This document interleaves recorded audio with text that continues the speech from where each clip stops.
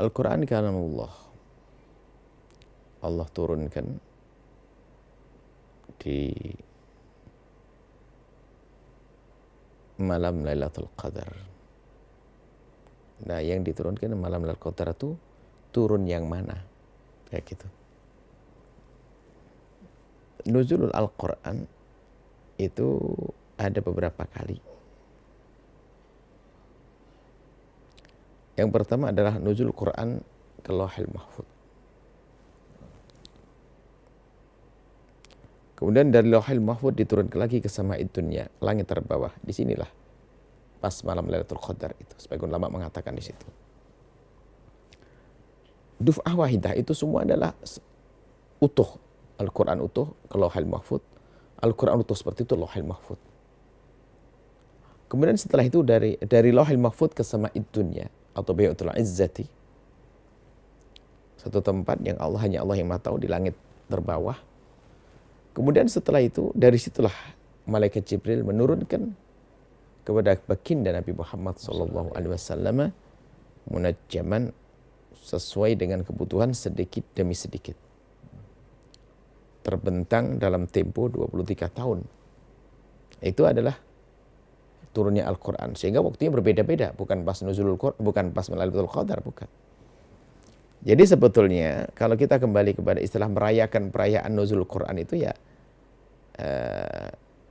ya maksudnya ya mengingatkan saja bahwasanya Al-Quran itu telah diturunkan untuk kita. Bukan berarti karena itu kan pas itu hanya sekali kisahnya terjadi waktu itu diturunkan oleh Allah dari Lauhul Mahfuz ke sama'id dunya. Baru setelah itu kepada Nabi Muhammad tidak di pas Lailatul Qadar, tidak. Kadang-kadang di bulan Sya'ban, bulan ini terbentang dalam tempo 23 tahun. Nah, adapun para ulama sering mengadakan istilah nuzul Quran itu sebetulnya ini adalah kecerdasan beliau para ulama agar kita ini ingat, sadar bahwasanya kita punya Al-Quran yang diturunkan oleh Allah dan sebagainya. Nah ini. Adapun yang terpenting bagi kita adalah bukan nuzul Quran ini. Ini sudah selesai sebabnya kisahnya.